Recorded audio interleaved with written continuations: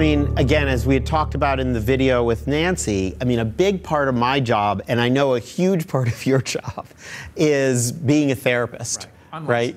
Right, unlicensed therapist. I mean, we're both therapists, and as you once told me, we were both found ourselves at a very prestigious founder conference. We were the only two lawyers, and you turned to me and you said, you realize that we're the hired help in the room. And I always think about that when I go to that conference. And the truth is, we are actually. I mean, we are the hired help in this case.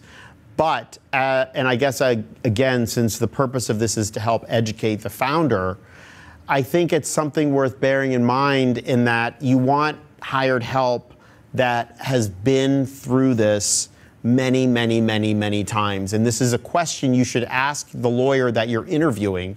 And I've told my viewers on this channel and other videos to interview several people. Yeah. But you really need to ask, have you been through this particular type of deal in the past? So I agree. I actually, there are a few interview questions that I will, in cases where I can't represent folks through an M&A process or they're friends and it's not the kind of deal that we would do, I will tell people to ask a few questions. One is, you want to ask about, of course, that lawyer's experience doing these types of deals.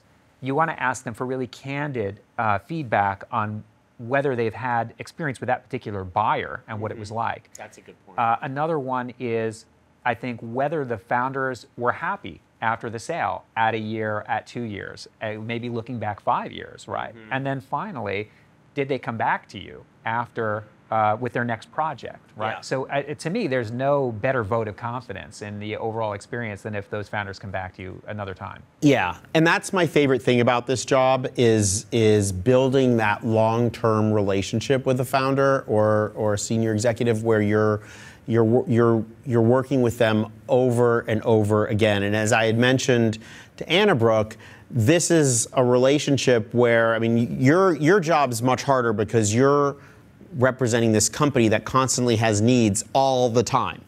I'm representing a client that has a very important need that's life-changing for them. Right. They're not a company, so they're thinking about it 24/7.